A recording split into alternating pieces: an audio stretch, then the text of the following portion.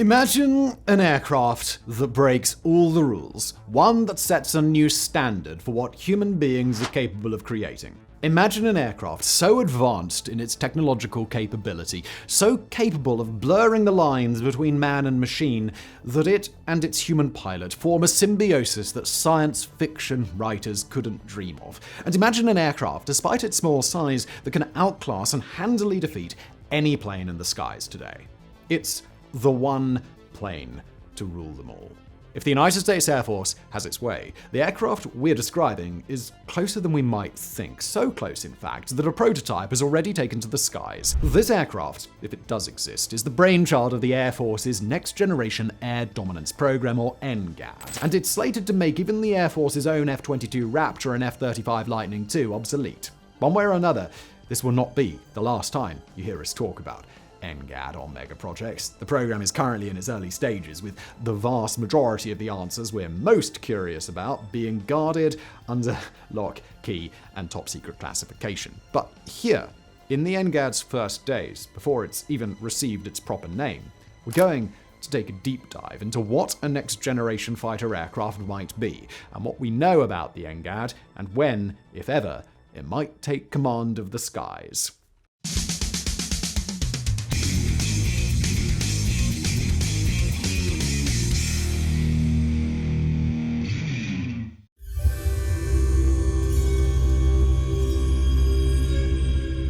In March of 2014, the Defense Advanced Research Projects Agency, or DARPA, announced that it had completed its so-called Air Dominance Initiative study, an investigation into the technologies and resources that would define the next generation of aerial combat. In response to the study, the United States Air Force kicked off the NGAD program alongside the US Navy, who kicked off a separate NGAD program that's basically looking to do the same thing, and which we're all going to assume is going to follow after the Air Force's version. Today's episode is sponsored by War Thunder. You ever dreamed of commanding over 2,000 tanks, planes, helicopters, and ships? Who hasn't? Well, get ready to embark on the ultimate vehicle combat experience with War Thunder, the most comprehensive game of its kind ever made. War Thunder offers an incredible collection of vehicles spanning over 100 years of development, from the roaring 20s to the cutting-edge present day. You'll find all of the iconic machines you've ever wanted to pilot. Whether you're craving fast and action-packed battles or prefer a more realistic and tactical experience, War Thunder has got you covered. War Thunder's in-depth customization system allows you to apply hundreds of camouflages,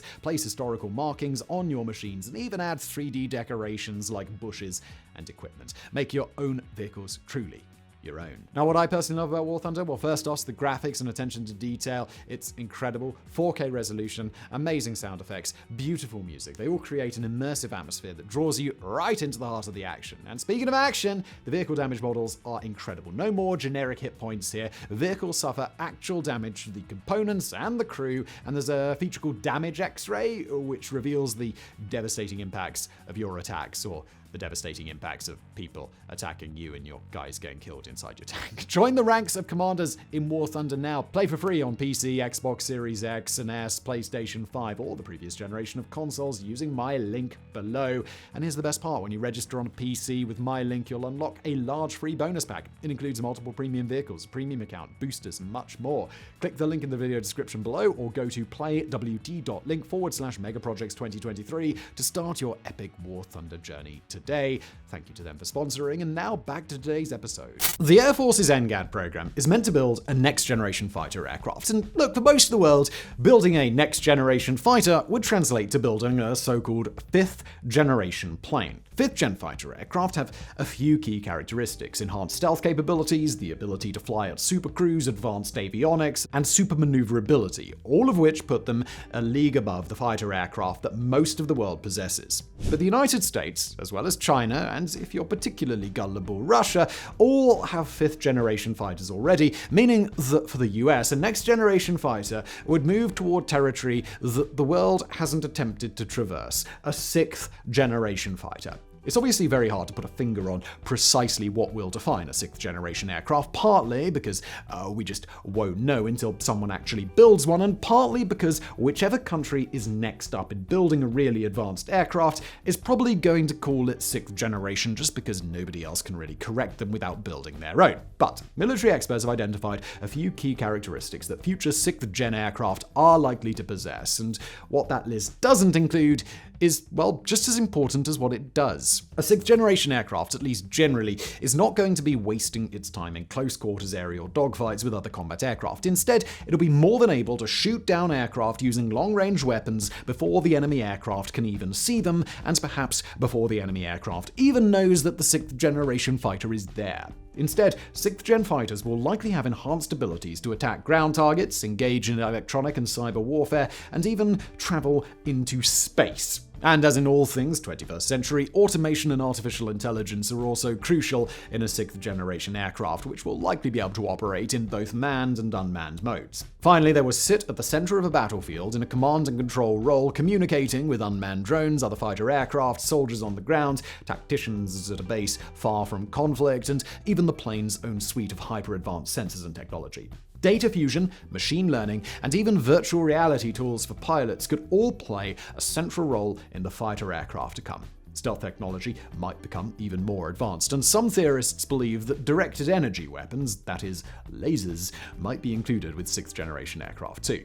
Now, a quick look at the United States' current Air Force compared to the rest of the world might have you asking the question of why exactly would the US need a sixth-generation aircraft so quickly? Although China's J-20 fighter is being mass-produced, it's still vastly outnumbered by American fifth-generation planes, and the oncoming J-31 is unlikely to turn the tides. The Russian Su-57 appears to be a hell of a dud, and although we've done a recent video on some of the other fifth-generation aircraft popping up around the world, it's unlikely that any of those aircraft will be mass-produced within the decade. The American F-35, with software updates, is expected to remain in frontline service for a very long time, and given that thousands of these planes are already built or on order, it doesn't seem feasible that any other world power could possibly catch up. But a closer look at the world suggests that some nations might be looking to skip over fifth-generation fighters entirely and instead go straight for Generation 6. Japan's FX program may include sixth-generation elements, and although we take this with some healthy skepticism, Russia has claimed that it started work on the PAC-DP aircraft, a super-advanced interceptor. India has also made allusions to their desire to lay the groundwork for sixth-gen research, and the Future Combat Air System, a collaborative effort between Britain, Sweden, Italy, France, Germany, and Spain, endeavors to bring Europe its first indigenously produced sixth-gen aircraft. Finally, and most concerning for the US, China has built on its successful production of the J-20 with exploratory research into a sixth-generation fighter of their own. Taken together, this spells the sort of trouble that the American military loves to address, an urgent reason, or maybe a convenient excuse, depending on how you see it, to throw a metric ton of money at the Air Force's R&D budget in the hopes that the American military might just remain ahead of the curve. On the American side, the Air Force and the Navy both expect to retire a number of older fighter aircraft in the coming decades, with no new orders of F-35s expected to replace them, meaning that if the US is going to keep its bases and aircraft carriers stocked, then a sixth-generation fighter is the best way to do it.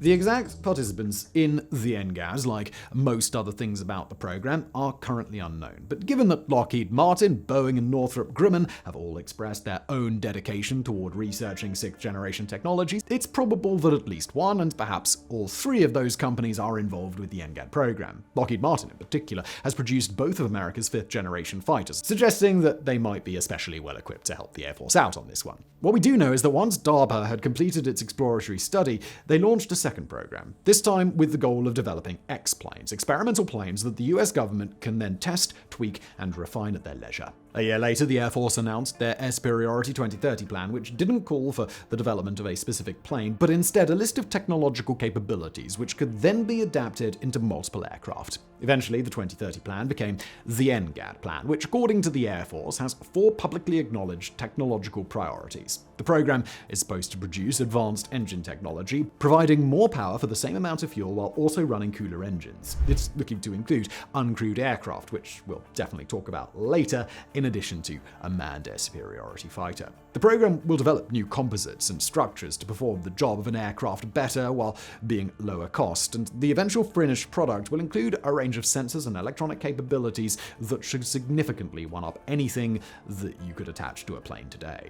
And although the NGAD program is fairly new, or at least that's what the public believes, the Air Force announced in 2020 that they had already designed, assembled, and flown a technology demonstrator prototype. It's unclear just how many of the features eventually intended for the fighter were ready for inclusion in this early prototype, but 2 years later, the Air Force announced that the NGAD's technology was far enough along that the program was moving into the engineering, manufacture, and design phase. That is to say, the Air Force already has the bulk of the technologies they need to incorporate into the fighter, so now it's just a matter of finalizing the craft itself and figuring out how its production lines are going to work. What the Air Force has announced is that their technology demonstrator has broken a lot of records, although whether those are altitude, speed, payload, design, or some other sort of record is completely unknown.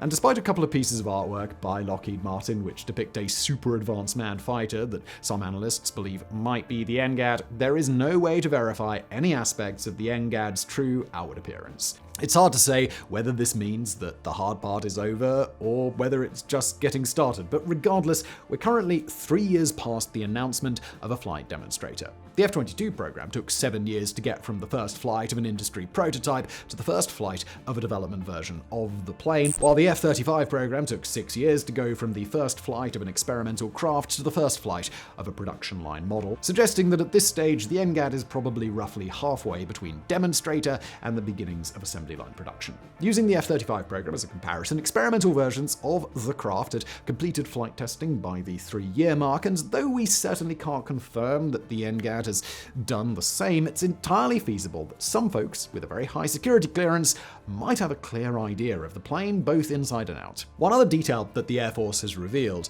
is the NGAD's price tag. The program requested an allotment of $1.66 billion in 2023, with projections indicating that it will need another $11.7 billion between 2024 and 2027. These are a significant hike when compared to the program allotments prior to 2022, which called for under $1 billion annually. But according to the Air Force themselves, $1 billion might not get the US very far when it comes to the aircraft itself. Air Force Secretary Frank Kendall has indicated that a single NGAD aircraft is likely to cost well into the hundreds of millions for a single one.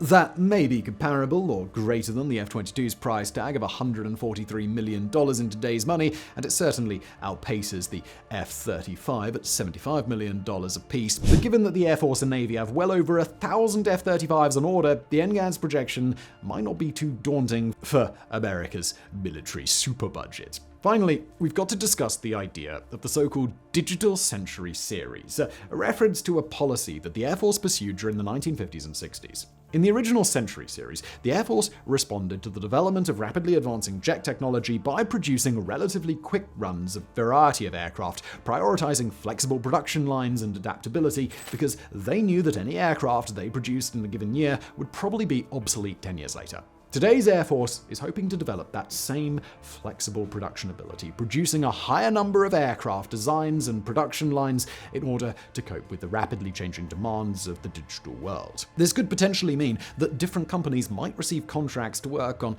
the same aircraft. That, say, an aircraft design firm might get a long-term contract to produce multiple aircraft designs, which they then pass off to a company whose contracts allow it to produce all of the aircraft they can, only for the completed aircraft to move into the care of a company contracted to give it operational support during its service life. The implications of this approach could be game-changing, not just for the American military-industrial complex, but for the Air Force as well. While the F-35, by example, is expected to have a service life through the 2070s, the NGAD program might actually be meant to field a whole collection of aircraft, each of which would assimilate the top-of-the-line technologies that the program is trying to provide. Now, this obviously would be a bit of a dream situation for us here on mega projects, and it would be a fascinating process to observe, as short runs of individual aircraft quickly responding to the needs of a given moment is pretty interesting stuff. Having these aircraft built in a modular approach where various individual systems can be rapidly overhauled and reintegrated into a given old or new aircraft would bring a sort of cutting-edge versatility that modern air forces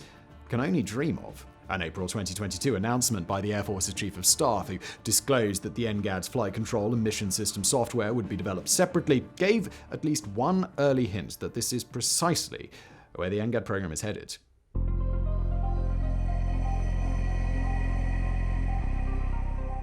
And there's one other wrinkle in the NGAD program that we've really got to talk about here, and that's the concept of the Loyal Wingman, a series of uncrewed drones that Secretary Kendall has announced will fly directly alongside the NGAD's manned fighters. In a 2023 conference in Aurora, Colorado, Kendall announced that the Air Force is looking for an initial run of 200 NGAD fighters, which in itself was a big revelation.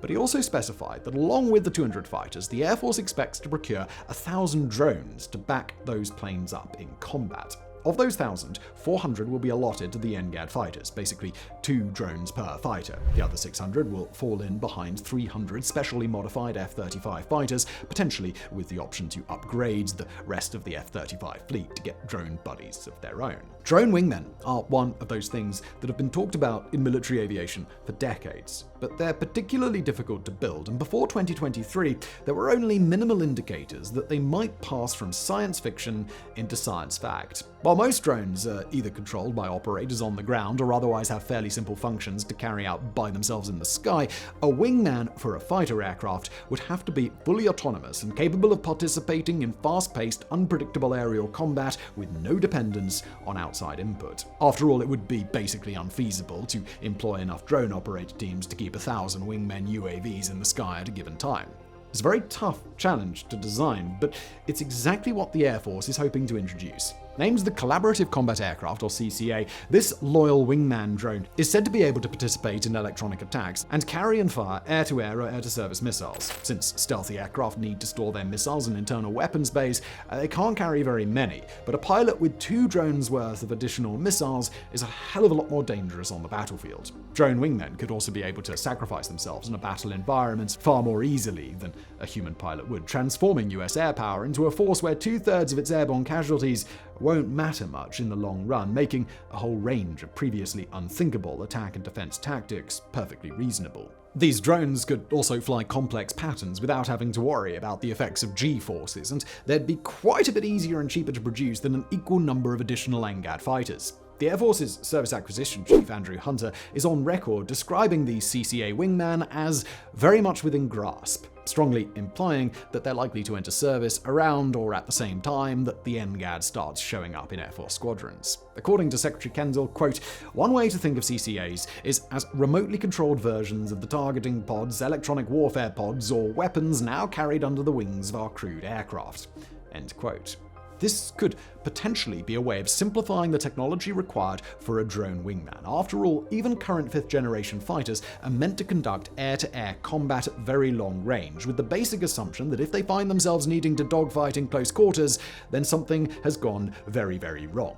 As such, it may be a lot more feasible to teach these CCAs to stay close to their manned fighter plane and launch weapons as needed, with more advanced aerial combat capabilities coming later. Brigadier General Dale White, who oversees the Air Force's program on advanced aircraft, has specified that much of the AI and aircraft team operating programs needed for the CCAs already exist as part of the Air Force's so-called Project Skyborg, and the XQ-58 Valkyrie prototype is expected to be a testbed for future advancements.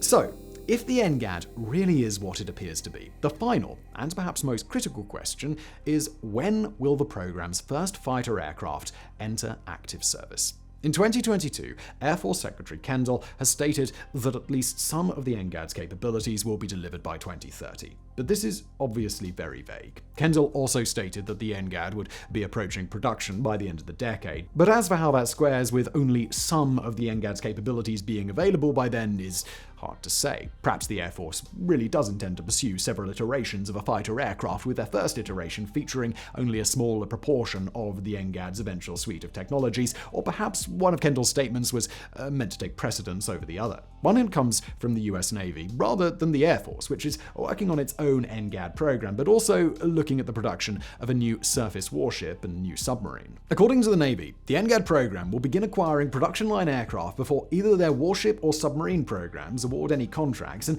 given the Navy's reliance on the F-35 for their latest fighter acquisition, it's entirely possible that the fighter/attack aircraft they're looking at for their NGAD is the same one that the Air Force wants. This could imply production line assembly beginning within the next 4 to 6 years, with deliveries on an aircraft matching up well against the timeline that Secretary Kendall provided. And since the Navy has a number of other programs waiting for approval, we can reasonably assume that they've got some very clear expectations around their own acquisition timeline. And a second indicator comes from the Air Force's statements about its F-22 fighter, which, despite being a cutting-edge fighter, even some 20-plus years after it first took to the skies, well, it's getting old, and it's not likely to be survivable in air-to-air battles far past 2030. The Air Force's decision to fast-track the NGAD likely isn't a coincidence, and it's understandable that they might want to be able to slot a new fighter cleanly into the combat role that the F-22 leaves behind. That being said, a number of Air Force and Pentagon personnel have expressed skepticism about the prospect of having a production line NGAD fighter by the end of the decade. Given the myriad delays behind the F-22 and F-35 programs, a level of concern about such an ambitious timeline is already understandable, but with only a few years between now and 2030, it becomes less and less likely that the Air Force can thread that particular needle in time. Perhaps a delivery timeline closer to 2035 will make a bit more sense, and for the record, it's highly unlikely that any other nation would have their own 6th-generation aircraft anytime remotely close to that deadline. So at present, that's all we know about the NGAD, about its technological sophistication, its potential innovative approach to short-run high-tech aircraft creation, and about when we might expect to see it in the skies. But with such a potentially groundbreaking aircraft, one that seems to be just inches away from an official announcement, you can bet that we'll be back here on Mega Projects one day, diving into the 6th-generation fighter plane, or even multiple planes, that the NGAD will introduce to the skies. So thank you for watching today. I hope you enjoyed the video. If you're hungry for more thrilling battles and immersive combat, then it's time to play War Thunder. Join millions of players and experience the most comprehensive vehicle combat game ever made. Click the link in the description below to play War Thunder on PC, PlayStation, Xbox Series X and S, and the previous generation of console. And thank you for watching.